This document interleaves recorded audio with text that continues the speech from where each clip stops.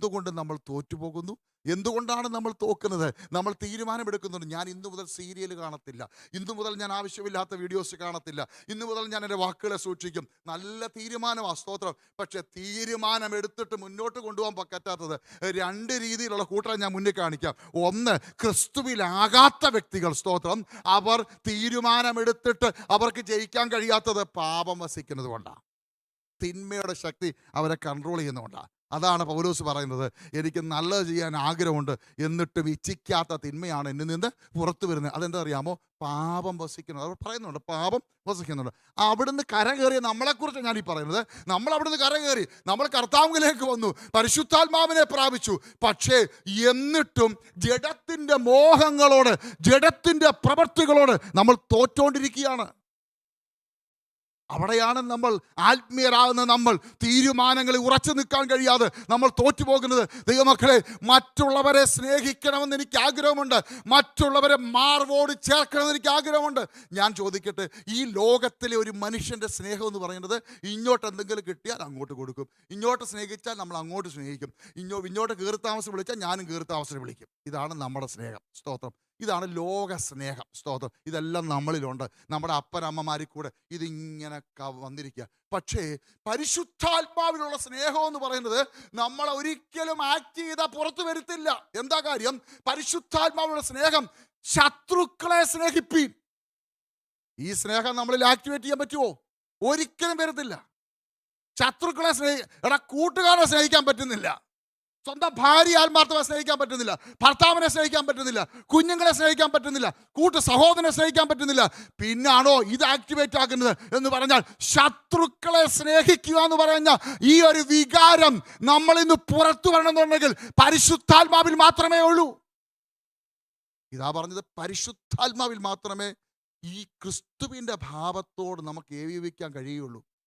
ഈ ലോകത്തിൽ നമുക്ക് ക്രിസ്ത്യാനി എന്ന പേരിൽ എങ്ങനെ വേണേലും ജീവിക്കാം, ഒരു കുഴപ്പമില്ല. സഭക്കാരൊക്കെ നമുക്ക് പേരൊക്കെ രജിസ്റ്റർ ചെയ്ത് തന്നിരിക്കുക.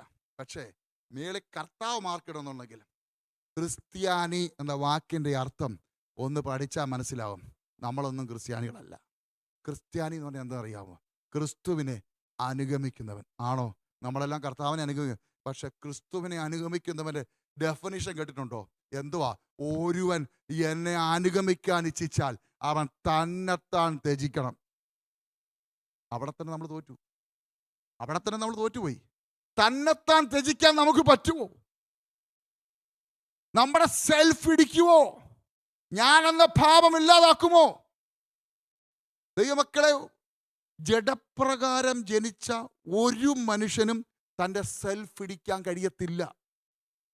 ഇനി എത്ര അഭിനയിച്ചാലും നിങ്ങളെ കുത്തിയാൽ നിങ്ങൾ പുറത്തു വരും.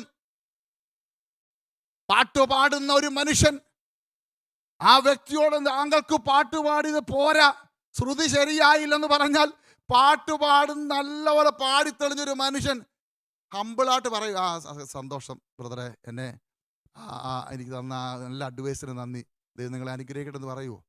ഒന്നും മിണ്ടത്തില്ല, ചിരിച്ചോണ്ടങ്ങ് പോവും. എന്നിട്ട് ഇറങ്ങിയതിട്ട് പറയും, പിന്നെ അവൻ എന്നെ പഠിപ്പിക്കുക. ഇതാണ് സെൽഫ്. നമ്മളെ സെൽഫ് ഒരിക്കലും നമുക്ക് സ്വയം ഇടിക്കാൻ പറ്റത്തില്ല. ആത്മാവിൻ്റെ കൺട്രോൾ അത് ഇടിയത്തുള്ളൂ. സ്തോത്രം. ശത്രുക്കളെ സ്നേഹിക്കാൻ പറ്റണമെന്നുണ്ടെങ്കിൽ ഈ ആത്മാവ് കൺട്രോൾ ചെയ്യണം. അതുമാത്രമല്ല, നീതി പരീശന്മാരുടെ നീതിയെ കവിയണമെന്ന്, ഇത് നമ്മളെ കൺട്രോളിൽ പറ്റില്ല.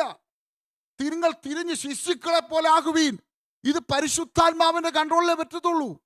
എന്ന് പറഞ്ഞാൽ ദൈവവചനത്തിൽ നമ്മൾ എവിടെല്ലാം നോട്ട് ചെയ്തിട്ടുണ്ടോ, ഇങ്ങനെ ചെയ്യുന്നവർ ദൈവരാജ്യം അവകാശമാക്കുകയില്ല, ഈ വക ചെയ്യുന്നവർ ദൈവരാജ്യം അവകാശമാക്കുകയില്ല എന്ന് ഇതിൻ്റെ അകത്ത് നോട്ട് ചെയ്തിട്ടുള്ള എല്ലാ ഭാഗങ്ങളും നിങ്ങൾ ഇന്ന് പോയി അടിവരയിട്ടോണം. അവിടെ എല്ലാം പരിശുദ്ധാത്മാവിലല്ലാതെ ജയിക്കാൻ പറ്റത്തില്ല.